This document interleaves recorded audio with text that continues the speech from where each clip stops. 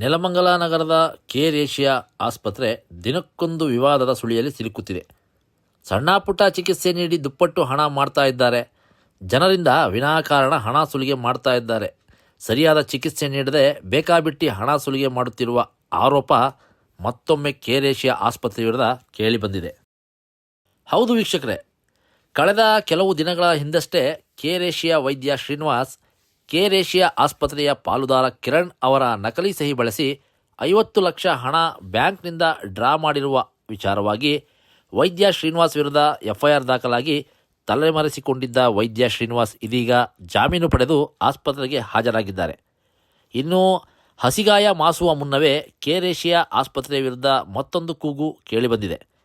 ರಸ್ತೆ ಅಪಘಾತದಲ್ಲಿ ವ್ಯಕ್ತಿಗೆ ಗಾಯ, ಚಿಕಿತ್ಸೆಗೆ ಬಂದ ವ್ಯಕ್ತಿಯನ್ನು ಐಸಿಯುನಲ್ಲಿ ಚಿಕಿತ್ಸೆ ಎಂಬ ನೆಪವೊಡ್ಡಿ ವಿನಾಕಾರಣ ದುಪ್ಪಟ್ಟು ಬಿಲ್ ಮಾಡಿ ಅಪಘಾತಕ್ಕೀಡಾದ ವ್ಯಕ್ತಿಯ ಕುಟುಂಬಸ್ಥರ ಕೈಗೆ ಕೆಲವು ಗಂಟೆಗಳಲ್ಲಿ ಸುಮಾರು 17,000 ರೂಪಾಯಿಗಳ ಬಿಲ್ ನೀಡಿದ್ದಾರೆ.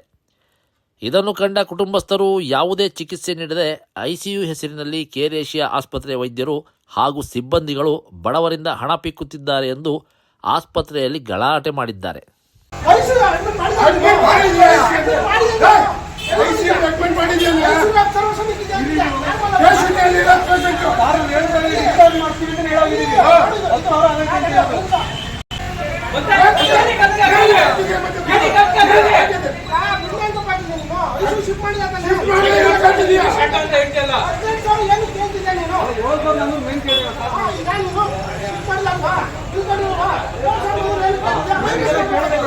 ಅದೇ ಇಲ್ಲಿ ಕೇರ್ ಏಷಿಯಾ ಆಸ್ಪತ್ರೆಗೆ ಕರ್ಕೊಂಡು ಬಂದಿದ್ದು ಬರೀ ಕ್ಯಾಶುಯಾಲಿಟಿಯಲ್ಲಿ ಹಾಕಿದಷ್ಟೇ.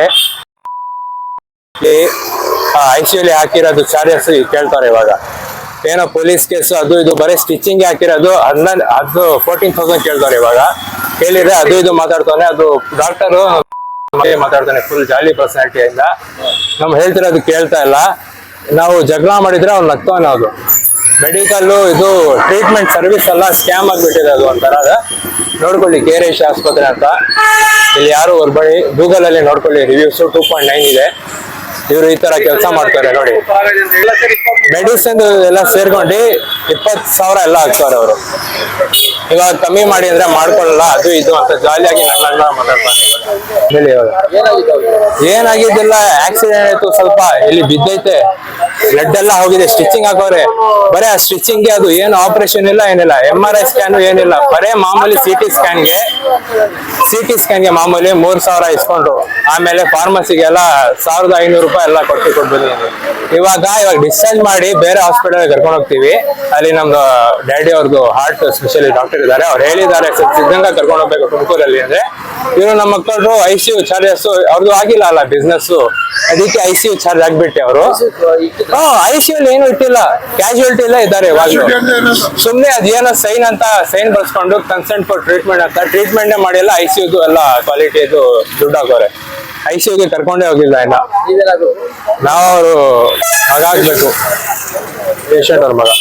ನನ್ನ ಹೆಸರು ಮೊಹಮ್ಮದ್ ಫಹದ್ ಹುಸೇನ್.